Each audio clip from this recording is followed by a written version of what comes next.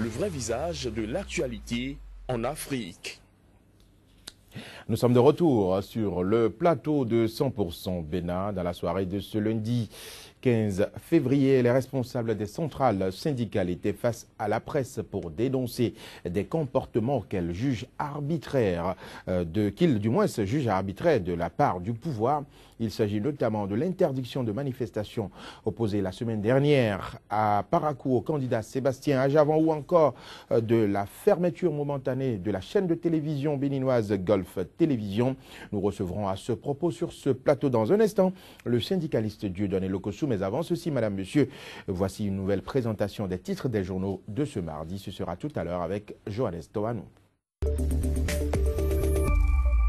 Le deuxième passage pour la revue des titres se fait toujours avec Johannes Toanou. À nouveau, bonjour Johannes.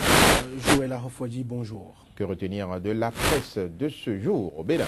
On démarre avec Actu Express qui affiche en manchette cafouillage dans les opérations de délivrance des cartes d'électeurs, des indices évidents d'un scrutin non équitable. Actu Express, un sursaut patriotique pour conjurer le pesant spectre de la fraude massive. Toujours avec Actu Express présidentielle 2016, forte mobilisation dans la 5e circonscription électorale. Alessandre Rontondi en parfaite harmonie avec les populations. Dynamisme info présidentielle de 2016, l'humilité, une qualité qui peut jouer en faveur de Zinsou et talent. Report des élections présidentielles à Renvoyebla et le COS Lépi, la honte du peuple béninois. La boussole, décision DCC 16035 du 4 février 2016. La Cour renvoie à Jacques Yampabou sa copie et donne raison au requérant. Le président Adrien Mbedi est appelé à convoquer son suppléant pour le remplacer. Troubles post-électoraux, les centrales et confédérations syndicales du Bénin anticipent et avertissent. La guérite, élection présidentielle, les gladiateurs de l'ombre de Zinsou, cercle des partis politiques. Le MADEP soutient bel et bien le candidat Sébastien Ajavan. Ce sont là les propos de Maître Salami. La Nouvelle Tribune. Ajavan, la solution à nos problèmes. Il expose son projet de société aux populations de la Takora, Donga. Et puis violation du code électoral, Reki Amadougou en campagne contre Lionel Zinsou. L'actualité en tournée dans la Takora, Donga. Sébastien Ajavan partage son projet de société. Le matin, retrait de cartes d'électeurs, Koupa qui appelle à la mobilisation. Et puis meeting politique à Zakota, Gustave Sonon œuvre pour la victoire de Lionel Zinsou. Le potentiel, élection présidentielle du 6 mars 2016. Les émigrants lâchent l'Union fait la nation pour Koupaki. Et puis port de lunettes teintées, la mode de fin de règne du doyen Yahi. L'économiste, porte à Semekodi, Talon gagne du terrain chez Rumbedi. Les pharaons, crispation de l'ambiance préélectorale vers une campagne déséquilibrée et des élections contestées. Libération, scrutin présidentiel du 6 mars prochain. Les émigrants de l'Union fait la nation rallient Koupaki. Décision DCC 16035 du 4 février 2016. La Cour confirme l'invalidation du siège du député Jacques Yampabou. L'informateur présidentiel du 6 mars 2016. Zinsou, le candidat le plus démarché par talent. Et puis lutte contre la fièvre hémorragique à virus Lassa, la riposte sanitaire maintenue dans le Borgou et la Liborie. L'opinion aujourd'hui, scrutin présidentiel, le report des élections n'est pas la panacée.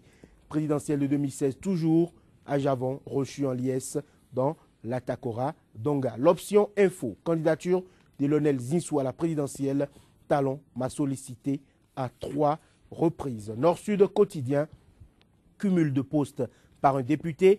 La Cour déboute Nyampabou, Mbedi doit agir. Notre voix, élection présidentielle au Bénin. Talon souhaitait la candidature de Zinsou. Et puis Soleil Levant, interdiction des meetings de soutien à Sébastien Ajavan dans le Septentrion. Le PPDB du président Emmanuel Koï s'indigne et appelle à l'unité nationale. Merci Johannes Toanou. Madame, monsieur, à présent le dossier du jour, mais avant, suivons cette bande-annonce. Sika TV fait escale au Bénin. Pendant toute la période électorale, retrouvez désormais sur votre chaîne panafricaine un programme matinal dénommé 100% Bénin, exclusivement consacré à l'actualité sociopolitique au Bénin. pendant 2 heures.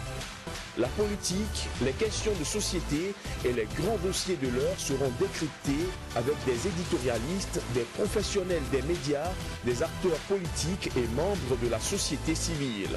100% Bénin sur Sika, c'est une fenêtre ouverte sur l'actualité au Bénin du lundi au vendredi de 7h à 9h, heure de Cotonou.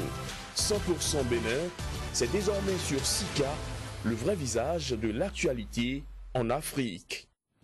100% Bénin se poursuit avec le dossier du jour, protestation contre les violations des droits des candidats. C'était le sujet au cœur de la sortie médiatique des centrales syndicales ce lundi à la Bourse du Travail de Cotonou. Pour en parler, j'ai sur ce plateau Dieudonné Lokossou. Il est le secrétaire général de la CSA Bénin, la centrale des syndicats autonomes, la confédération des centrales des syndicats autonomes du Bénin. Voilà, Dieudonné Lokossou, bonjour et merci d'avoir accepté notre invitation. Bonjour, messieurs les journalistes.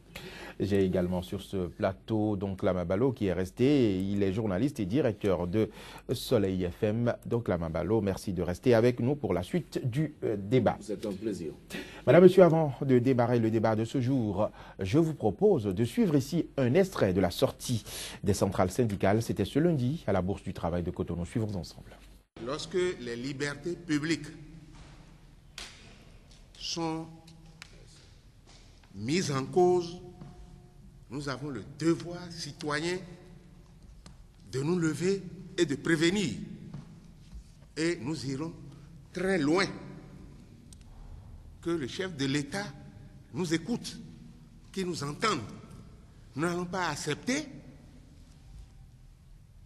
les situations qui prévalent dans d'autres pays après les élections.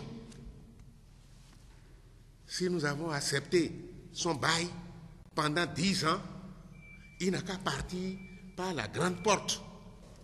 La preuve, lorsque le Premier ministre Yovo Devila a voulu tenir une réunion à la Bourse du Travail, certains se sont soulevés ici pour l'en empêcher. Nous nous sommes battus à 5 pour qu'il vienne dire ce qu'il doit dire. Il avait des inquiétudes, mais on l'a apaisé, il est venu dire ce qu'il a à nous dire. Tout le monde doit, tous ceux qui veulent passer ici pour délivrer des messages, pour parler de leur projet de société, nous ne pouvons pas les en empêcher. Et personne n'a le droit d'empêcher qui que ce soit d'aller dire ce qu'il veut librement sur toute l'étendue du territoire national. Ce qui s'est passé à Parakou, où on a barricadé des voies, on a empêché un des candidats de s'exprimer. Nous condamnons ça, je condamne ça au nom de ma confédération et au nom des travailleurs de ce pays. Nous avons des véhicules importés. On a des poissons importés. On ne peut pas nous importer un candidat. Il est temps qu'on se prononce par rapport à ça. Et le peuple doit choisir le vrai. Quand le Premier ministre est venu ici, je lui ai demandé pourquoi il ne peut pas se présenter en France. Est-ce que quelqu'un qui jouit de la nationalité française, bénino-française, peut se présenter à une haute fonction en France? Nous, on n'a rien contre sa candidature. Mais lui-même, il a dit, quelque part, et on a lu, on a le journal, que si sa candidature doit poser de problèmes, qu'il est prêt à se retirer. Maintenant que la candidature pose de problèmes, pourquoi il persiste? Ce n'est pas nous qui l'avons dit, c'est sorti de sa bouche et c'est écrit par les journaux. Sa candidature pose problème au sein de la famille politique à laquelle il n'appartient pas et ça pose problème au peuple. Ça pose problème dans le pays. Pourquoi il persiste?